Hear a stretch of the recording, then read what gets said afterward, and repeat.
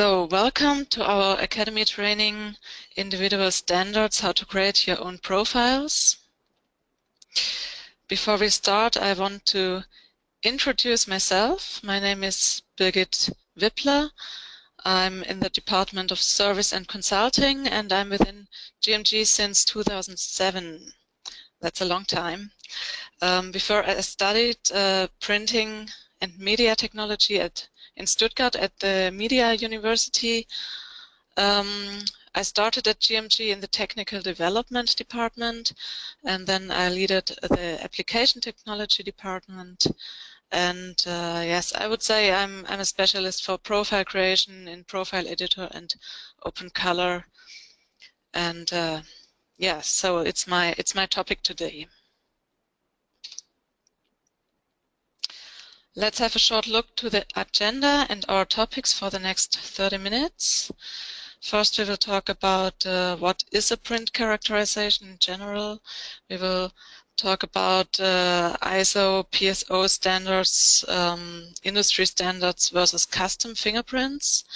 And we will take a look how to make an own fingerprint, test form creation, fingerprint analysis of the print, measuring the test charts, and optimization and finalization of the measurements and the data. And we will get a short overview about different profile types that use our characterization data. Let's start with the question, what exactly is a print characterization?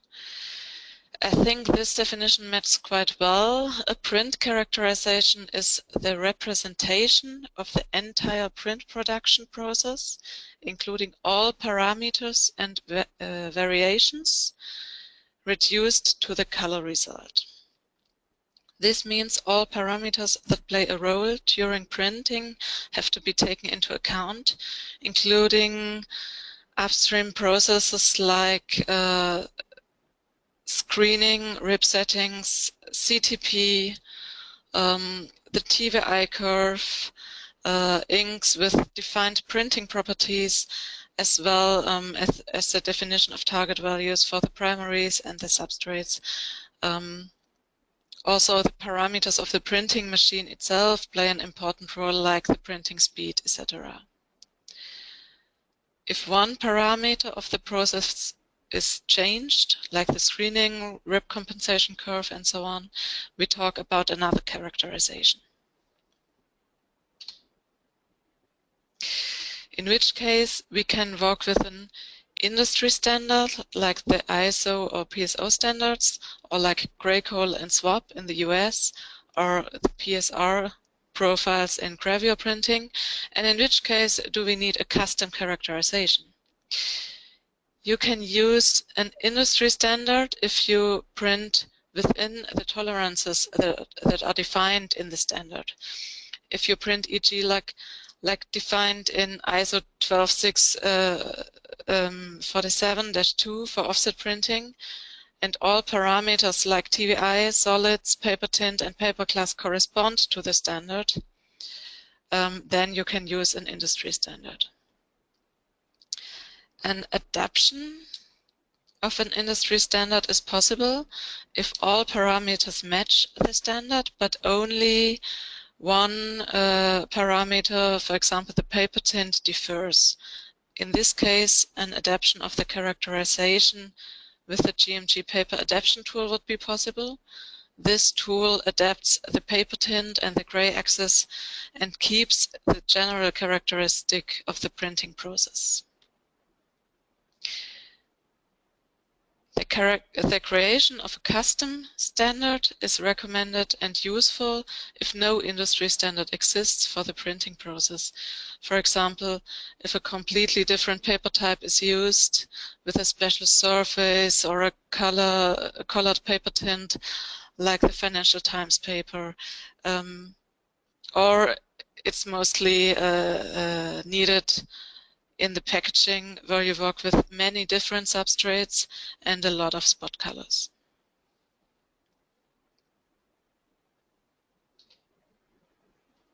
So let's take a look to the steps for the creation of a custom standard. The first step would be the definition of all parameters, like the printing machine, the paper, and the inks. The second step would be the test form creation with images, with test charts and further test elements in production size. Then we would make the fingerprint and control all parameters. We have to select some sheets for the evaluation. Then we make the measurements of the test charts, the evaluation, and the optimization of the measurements, and we finalize our characterization data. And then we can use the characterization data for profile creation and for a recheck with the proofing profile. So we compare our proofing profile with the images and the control items on our test form. And optional, we can recheck, correct, and fine-tune our characterization after further production print runs. So if you see after some print runs, okay, our TBI in magenta is a bit lower, you would have the possibility to compare it again and to modify your characterization.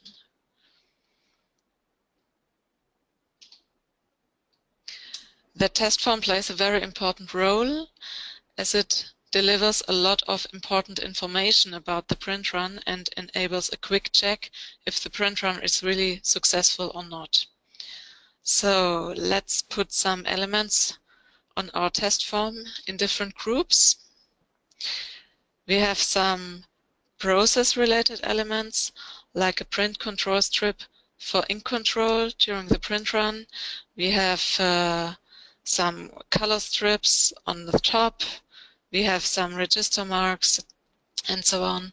Furthermore, we have some technical elements like wedges with gradations, circles, color gradients, like a Siemens star or positive negative type to check the resolution on your substrate. We have some images on our test form, gray images, black and white images, some skin tone images, and primary, secondary, and tertiary images. You can take either images from internationally known image libraries, like the Roman 16 from the BVDM, that's the German Association for Print and Media, or you can take images from the Altona Test Suite, or the Visual Print Reference images from Switzerland, from the UCRA. The advantage is that the images can be ordered by everyone and that they are very popular. That means many of us worked with them already. That makes it easier to check the plausibility in one view.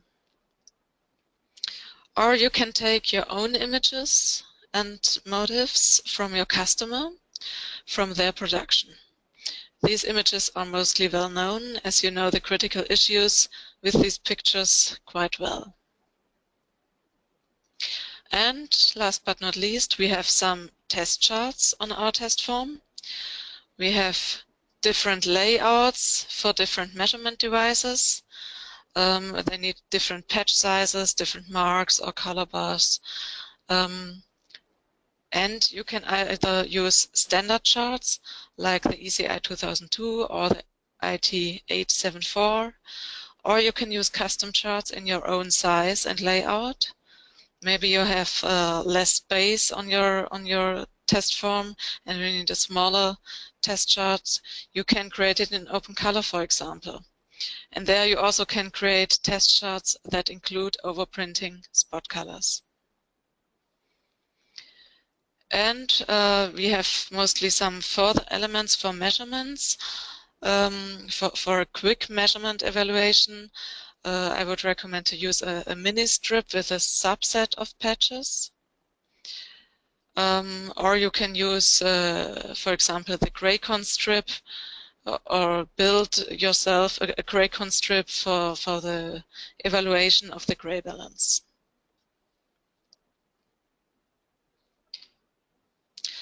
Here we see as example a test form that was used for the creation of the FOCRA 51 and FOCRA 52 characterization data. We have a test chart with a high amount of patches, more than the 8874. This was a special plus version. We have below some gray images, 4 gray images that react immediately to color shifts and show variations in the color zones that affect also our test chart. So that's a quick check of color shifts. On the right side, we have some pictures with saturated colors, primaries, secondaries, and tertiaries with different skin tones. And we have additionally between the pictures some color patches that contain the colors from the images next to the image. We have a mini strip with a reduced amount of patches for a fast measurement, placed several times on the test chart, here on the middle, on the right. And we have a gray 4-color background over the whole test form that enables a fast visual check of variations in color zones and helps also to get a homogeneous ink uptake. That's often used in offset printing. So we have different requirements for the test chart and the test form depending on the printing process also. For example, in offset we have to fight with the color zones. In gravure printing you have the ribbon differences on the engraved cylinders. In digital printing we have mostly to fight with inhomogeneities in toner-based systems. So there's a question where to place the test chart. And we have a low printing resolution mostly in the fast inkjet systems. So we need, for example, a bigger patch size with multiple measurements per patches or something like this. So it depends on the printing process what is needed for your test form. So let's go to the print run. The fingerprint reflects an average print run in normal production environment. The aim is to achieve an image of the production conditions, means same screening and rip settings, same plates, same inks, same TVI, and same or similar production speed and paper size. We recommend to terminate the fingerprint between 2 production jobs. It should not be the goal to take the best out of your machine on the day of the fingerprint. It should show an average of the current production process. But it shouldn't contain any errors like ghosting, scumming, misregistration, shift in color zones, or wrinkling in the roll or something like this. So you need a good print run, but it should match your normal production conditions.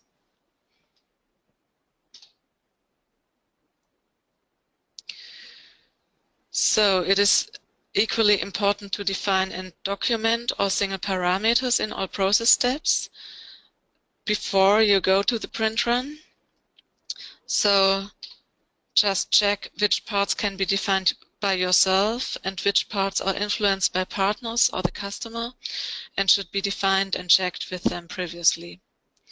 Be well prepared for the print run, as you won't have any time during the machine is running. And here we go. During the print run, you should pull sheets in regular intervals for quick evaluation, visually and by measurement. You should define an OK sheet that is closest to the predefined target values for primaries and TVI. And you should mark the palette and the roll every 100 sheets during the complete print run. Try to determine all variations. Try to gather the protocol from the machine or something like this. This helps a lot to get an idea afterwards what happened during print. And then we need some sheets for measurement. How many sheets should we pull out now? The first one, or one from the middle, is one sheet enough?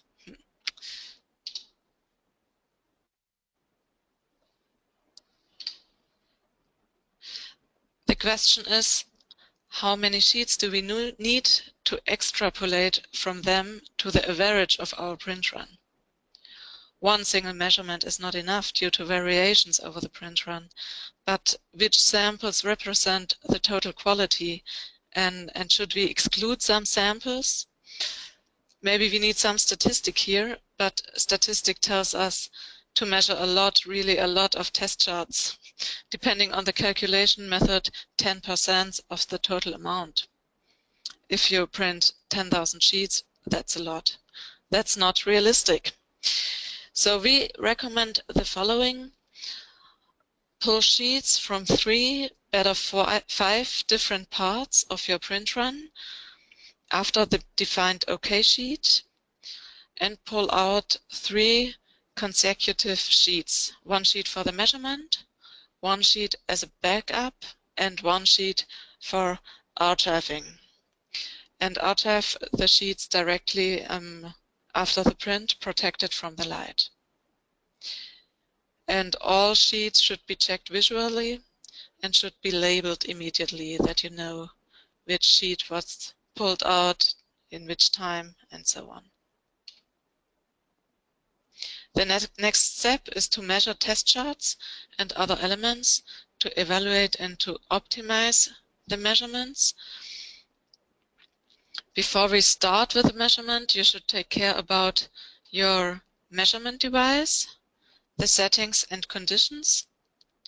Is the measurement device maintained and recertificated from the manufacturer on a regular basis? Is the white tile cleaned? Check if the measurement device and the white tile match together. That's important if you have several devices from the same type.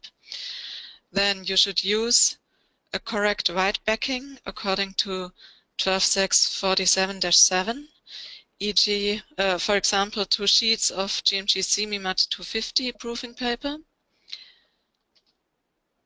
And you should check the correct positioning of the test chart, especially if you use an XY table like the I1IO. Then is the question, if you have several measurement devices available from one measuring device type, then you should think about repeating the measurements with other devices to average the differences between the measurement devices from one type.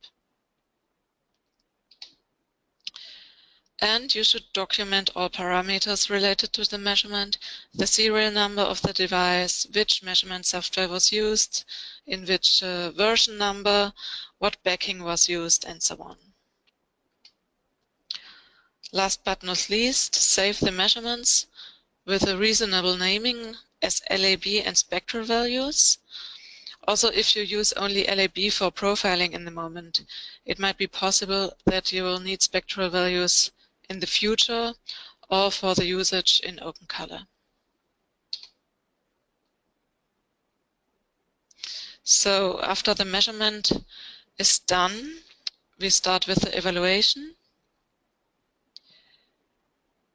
Depending on the software that was used, you have different possibilities in the analysis and optimization of the measured data. Generally, you should check the following criteria. Are the measured values plausible? Maybe something went wrong during the measurements. Do you have very high delta E's? Check the corner colors. This means the solids and secondaries. Did they match the targets? Check the smoothness of the single ink wedges. Do you have steps between the tonal values, breaks in gradation? And check the correlation to the process. for example, the TVI. In the next step, you could do a comparison of several measurements and check the correlation to the color variations during the print run.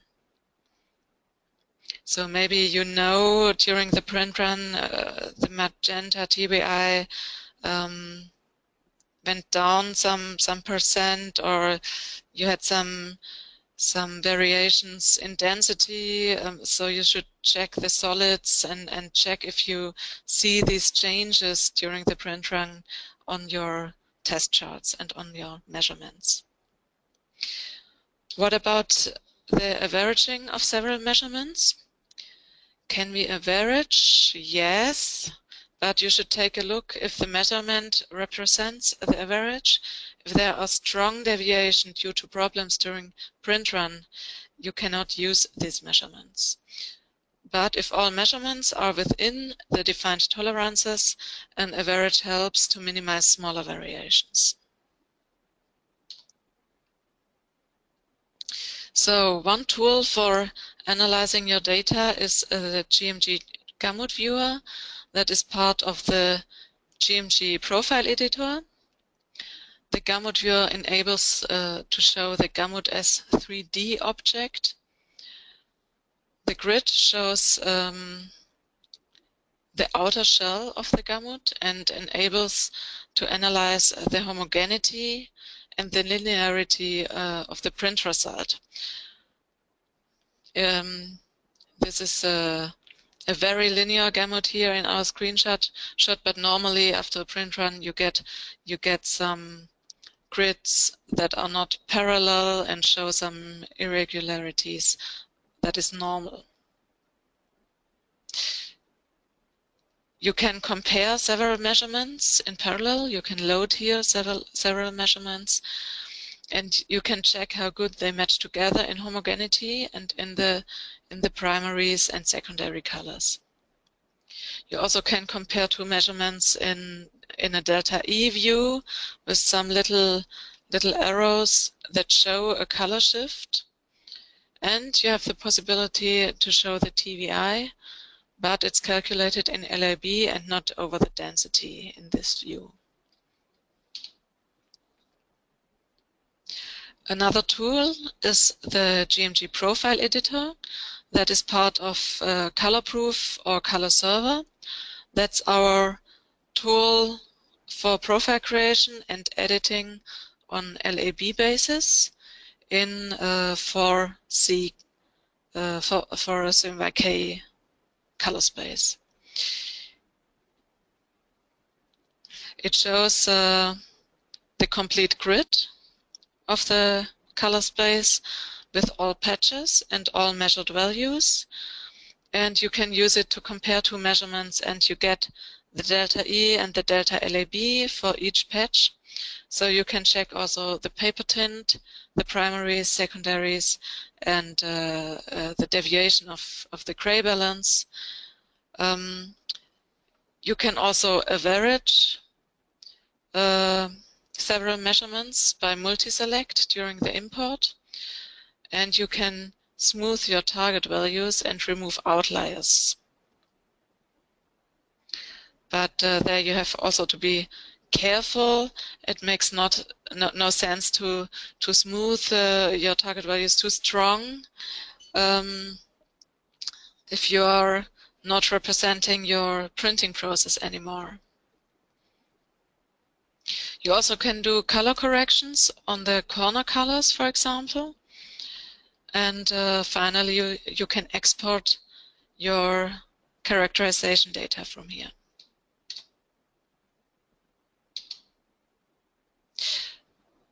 A further possibility to optimize your measurements is within GMG Open Color. That's a profiling tool based on spectral data for CMYK and spot color usage. And here you can correct the solids to the target values. You can adapt TVI curves manually by editing and adding and moving single steps on the TVI. You can make relative corrections over the whole curve, and you can load existing TVI curves to another color as target TVI. All corrections are done on a spectral basis. This means they affect the complete color space.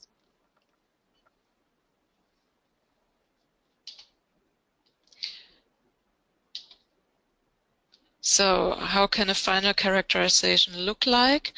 We have an example here from FOCRA 51 TXT. You can export your own TXT file from Profile Editor and modify it in a normal text editor like Notepad. In OpenColor, the final characterization can be used within the OpenColor project for profile creation. So let's add some information. In the first part, you see a header with additional information about the owner of the characterization, the creation date, the printing process, printing machine, substrate, and you also can add some comments. And in the second part, you see the measurement values with the structure of the sample ID, the CMYK value, and the LAB values. Optional, you also can save XYZ values or spectral information in your characterization. It's important to ensure traceability, so you should structure the complete project with an understandable folder structure and file naming. This means we mostly have to clean up a bit afterwards. I recommend the description of all steps in a separate document, or at least in some README text files together with some screenshots. So now we have finalized our characterization and can use it for profiling. We have to differentiate between different profile types. Let me give you a short overview. For profile creation, we can use our profiling tools. Oh, that was too fast. One step back. Yes, we have conversion profiles for the usage in Color Server and Color Plugin. This means we can create RGB to CMYK profiles from an RGB color space like ECRI RGB to your custom characterization or to a multicolor characterization, or from another CMYK color space like ISO-coated V2 to your custom characterization. And also one type of conversion profiles are the profiles that optimize your printing data. This means they just re-separate the printing data with another gray balance or with an ink optimization for ink saving. But this would be a further step. Mostly you need the RGB to CMYK profile for your characterization, or a CMYK to CMYK profile for the data creation. And you mostly need a proof profile for the usage in ColorProof. You can create this one with Profile Editor for CMYK, or in OpenColor for CMYK or multicolor profiles with spot colors. I think it's not possible to go through the complete profile creation step by step in the software now. Therefore, such a 30 minutes webinar is not the right tool. Therefore, we offer separate one-day trainings in our academy. So that's it so far regarding the profile creation.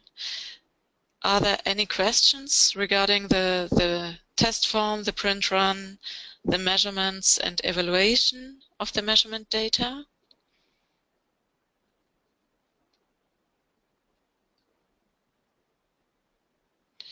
So, no questions so far.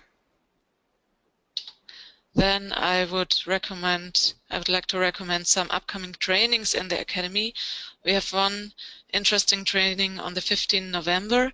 It's the same topic like we had today, but with many tips and tricks for the practical realization. So we build a test form together from the beginning.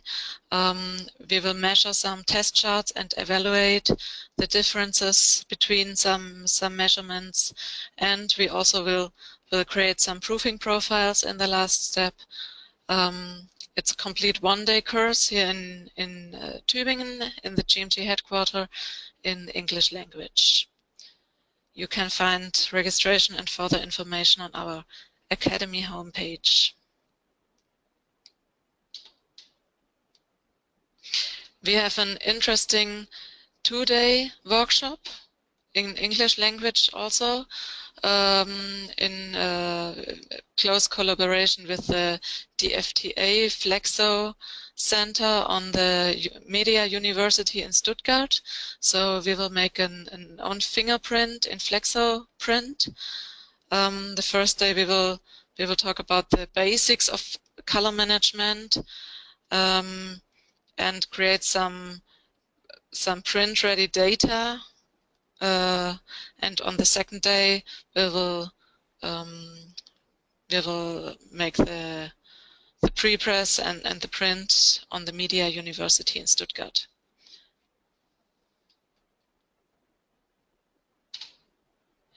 And we will have some free webinars this year.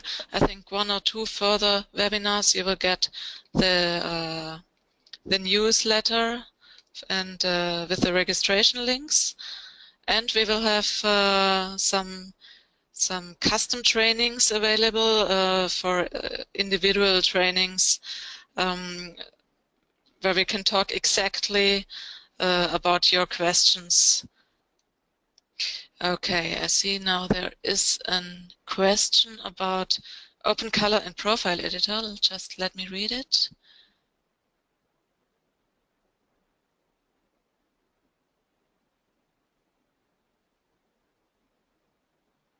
Okay, the question is if Open Color and Profile Editor can create ICC profiles or only MX profiles. That's a proprietary file format from GMG. So if these profiles can be used in Photoshop directly, no, that's not possible. So what we can export in Profile Editor on in Open Color are profiles that can be used with our GMG Color plugin in Photoshop, but we cannot export an complete device link ICC profile.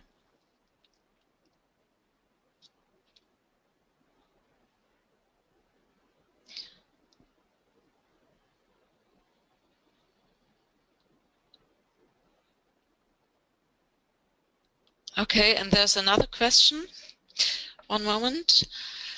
The question is if the screening angles that are used in the print run, in the print trail, if they influence the color. Yes, definitely. If you use different screening angles, then you have a different characterization.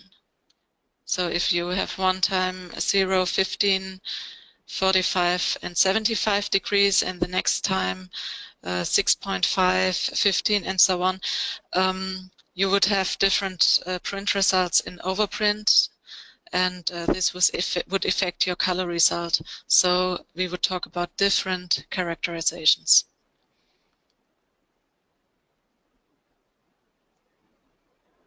Okay. Any further questions?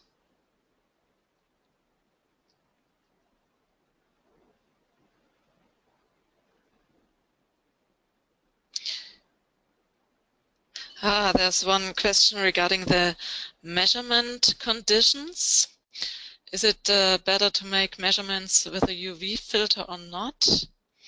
There had been some changes in the last years regarding the ISO standard for measurement.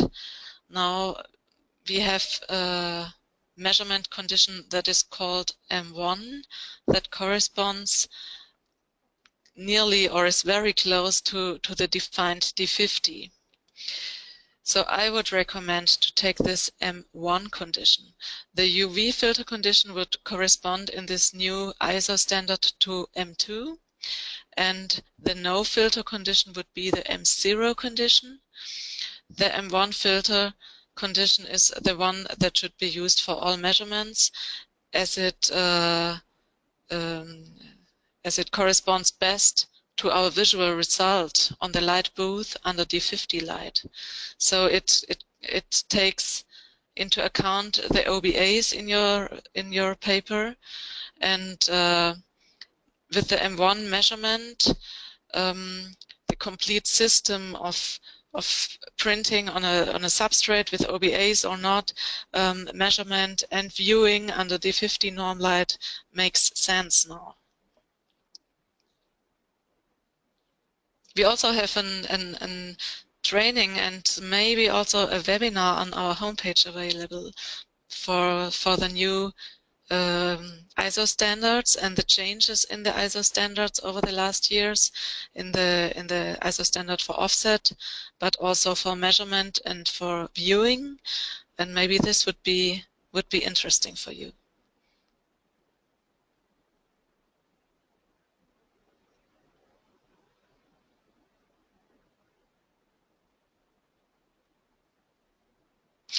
Okay, if there are no further questions, I would like, yes, to show you our GMG contacts, info@GMG Color, academy@GMG Color, support@GMG Color. There you can also register for our technical newsletter. And I would like to thank you for listening, and I hope we can see or hear us again in the GMG Academy. Thanks and have a nice afternoon. Bye-bye.